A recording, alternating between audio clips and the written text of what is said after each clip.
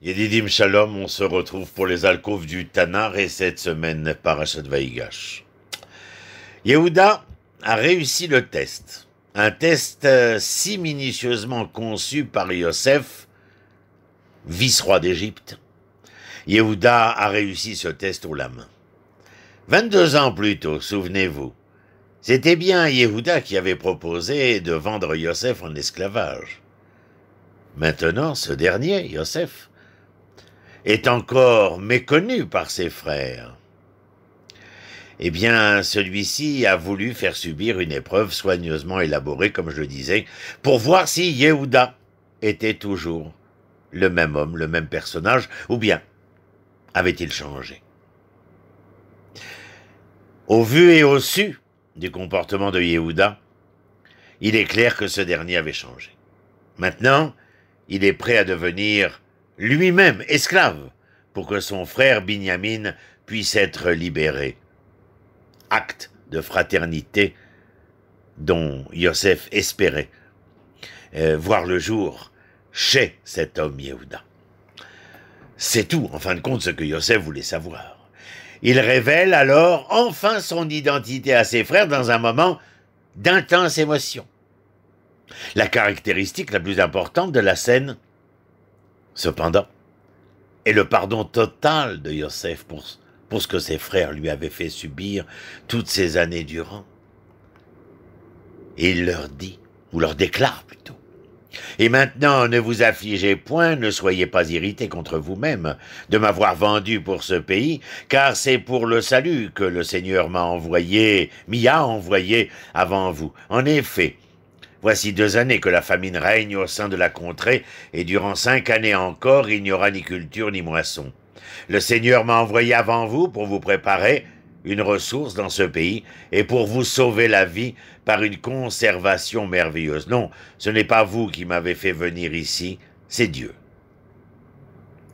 Yosef ne fait aucune référence ici au complot des frères pour le tuer, ni au fait qu'il l'avait vendu en esclavage. Il ne fait aucune mention des années perdues, qu'il passa d'abord comme serviteur chez Poutifar, puis emprisonné dans les geôles égyptiennes.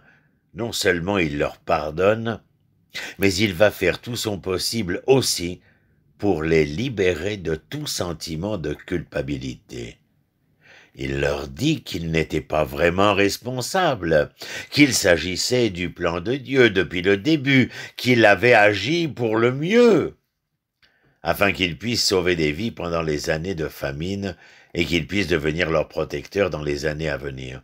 C'est un moment de générosité pour cet esprit suprême qui se révèle à nous et qui s'appelle Yosef. Ce n'est pas non plus le seul de ces moments. 5 chapitres plus tard, à la fin du livre de la Genèse de Bereshit, Yosef réitère l'acte du pardon. Yaakov est mort, et les frères craignent maintenant que Yosef vienne à se venger malgré tout. Ils ont peur que son amabilité apparente des débuts ne soit qu'un moyen d'attendre son temps jusqu'à ce que leur père ne soit plus en vie. D'ailleurs, rappelez-vous les propos de Esav. « Les jours de deuil pour mon père sont proches, alors je tuerai mon frère. » Voici ce que Yosef a dit à cette 2e occasion, après la mort de Yaakov. « Soyez sans crainte, car suis-je à la place de Dieu ? Vous aviez médité contre moi le mal, Dieu l'a combiné pour le bien, afin qu'il arriva ce qui arriva, ce qui arrive aujourd'hui, qu'un peuple nombreux fût sauvé. Donc, soyez sans crainte, j'aurai soin de vous et de vos familles. » Et il les rassura, et il parla à leur cœur. On dit parfois, ou on prétend parfois, que le judaïsme ne connaît pas le concept du pardon. Parfois, la revendication est plus spécifique. Dans le judaïsme, Dieu pardonne, mais les personnes, les êtres ne le font guère. Ce n'est tout simplement pas le cas. Voici comment Maïmonide, le Rambam, l'énonce. Il est défendu d'être cruel et de ne pas apaiser sa colère. On doit plutôt facilement pardonner et difficilement s'irriter. Lorsque le coupable demande pardon, on doit pouvoir le gracier d'un cœur entier avec bonne volonté. Même s'il a fait beaucoup de mal et est coupable de graves fautes, on ne doit pas se venger ni nourrir de rancune. Telle est la conduite de la postérité d'Israël, et leur cœur est droit. Nous sommes dans le Mishneh Torah, les lois sur le repentir, chapitre 2. Il n'est pas non plus nécessaire que le délinquant s'excuse. Si quelqu'un qui fut lésé par un autre ne souhaite pas réprimander ou parler au coupable parce que celui-ci est tout simplement simplé ou confus, alors s'il lui pardonne sincèrement, sans lui montrer de mauvaise volonté ni lui infliger une réprimande, eh bien, le Rambam dit dans Hilchot Deot au chapitre 6, il agit selon la règle des hommes justes. Pourquoi, donc, y a-t-il si peu de références au pardon entre les gens dans la Bible? Ce n'est pas que Dieu pardonne, contrairement aux êtres humains. Au contraire, nous croyons que tout comme seul Dieu peut pardonner les fautes à son encontre, de même seuls les êtres humains peuvent pardonner les erreurs contre les êtres humains, les uns vis-à-vis des autres. C'est pourquoi d'ailleurs Yom Kippour expie nos fautes vis-à-vis de Dieu, mais pas nos méfaits contre les autres êtres humains. La raison réside aussi ailleurs. La Bible est un livre, une bibliothèque de livres, 24, je vous le rappelle, sur la relation entre Dieu et les êtres humains. Il s'agit du ciel et de la terre, du commandement divin et de la réponse humaine. Il ne s'agit pas du tout de relations interpersonnelles. Une fois que la Torah a établi le principe du pardon humain, ce qu'elle fait ici dans le récit de Yosef, elle n'aura nul besoin de devoir le répéter, le réitérer. Notez à quel point le passage est profond. Yosef fait plus que pardonner.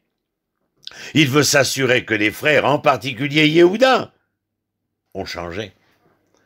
Ce ne sont plus des gens capables de vendre leurs frères, les autres, en esclavage. Le processus vérité et réconciliation, mis en place alors en Afrique du Sud par Nelson Mandela, n'a pu voir le jour qu'une fois l'apartheid terminé. Il aurait été d'ailleurs absurde que la victime pardonne alors que le crime était toujours en cours ou alors que le criminel était toujours impénitent. Ce n'est pas seulement Yehuda qui doit changer, Yosef aussi. Il doit repenser tout le déroulement des événements. Il ne les voit plus en termes de tort fait contre lui par ses frères. Il les voit dans le cadre d'un plan providentiel pour l'amener, comme il l'a dit et déclaré d'ailleurs, là où Dieu avait besoin de lui. Il pense non seulement au moment où il fut vendu comme esclave 22 ans plus tôt, mais aux conséquences à long terme. C'est comme si Yosef devait se réconcilier avec lui-même avant de pouvoir le faire avec ses propres frères. C'est pourquoi le pardon élève encore plus celui qui pardonne que celui qui est pardonné. Mais à mon avis, mes amis, la véritable signification de ce passage va bien au-delà de la seule histoire de Yosef et de ses frères. Enfin, il faut prêter attention, c'est le prélude ici essentiel au livre de Shemot, de l'Exode, et à la naissance d'Israël en tant que nation. La genèse du livre de Bereshit est, entre autres, un ensemble de bouleversements, de variations sur le thème de la rivalité fraternelle. Rappelez-vous, Caïn et Abel, Yitzhak et Ishmaël, Yaakov et Esaf, et maintenant Yosef et ses frères. Le livre commence par un fratricide et se termine par 7 réconciliations. La scène finale de chacun des 4 récits est claire. Entre Caïn et Abel, le meurtre. Entre Yitzhak et Ishmaël, les 2 se tiendront ensemble aux funérailles d'Abraham. Entre Yaakov et Esav, il y aura une rencontre, embrassade, et puis il y aura séparation. Entre Yosef et ses frères, enfin il y aura pardon, réconciliation et coexistence. La Torah fait ici une déclaration du genre le plus fondamental, historiquement et psychologiquement. Les familles, la famille précède la société et l'État. Si les frères ne peuvent pas vivre ensemble en paix, alors ils ne pourront pas former une société stable ou une nation cohésive. Maïmonide, Rambam explique que le pardon est l'ordre associé de ne pas en vouloir à autrui, cité dans le livre de Vaïkra, Lévitique au chapitre 19, sont essentiels à la survie de la société.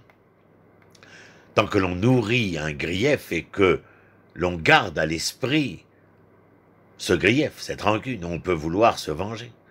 La Torah nous avertit avec insistance de ne pas être rancunier, afin que l'imprimé du mal s'efface complètement et ne soit plus jamais ressassé. Ceci est le bon principe, le juste principe. Lui seul rend possible la civilisation et les relations humaines. Vous retrouverez ce propos chez Rambam dans le Mishneh Torah, les lois de la pensée, Ilchot Deot, chapitre 7. Le pardon n'est pas seulement personnel, il est également politique. Il est essentiel à la vie d'une nation si elle veut maintenir son indépendance pendant longtemps. Que cela soit. Il n'y a pas de plus grande preuve de cela que l'histoire des Hébreux eux-mêmes. Israël a subi 2 fois la défaite et l'exil. La première défaite, la conquête du royaume du Nord, suivie 1 siècle et demi plus tard par la destruction du premier temple et l'exil babylonien, était une conséquence directe de la division du royaume en 2 après la mort de Shlomo Améler. La seconde défaite sera aux mains des Romains et la destruction du second temple. C'était le résultat de quoi? Des divisions intenses, des conflits internes et de la haine gratuite. Lorsque les gens n'ont pas la capacité de pardonner, ils sont incapables de résoudre les conflits. Le résultat en est la division, le factionnalisme et la fragmentation d'une nation en groupes et sectes concurrents. C'est pourquoi le pardon de Yosef est le pont entre le livre de la Genèse Bereshit et l'Exode Sefer Shemot. Le premier concerne les enfants d'Israël en tant que famille, le second les concerne en tant que nation. L'expérience de l'esclavage, d'abord celle de Yosef, puis le peuple tout entier est au cœur de ces 2 aspects. Le message ne pouvait pas être plus clair. Ceux qui recherchent la liberté doivent apprendre, avant toute chose, à pardonner. Je vous dis shalom. Merci d'avoir été encore cette semaine avec moi, que nous ayons pu être ensemble, et je vous dis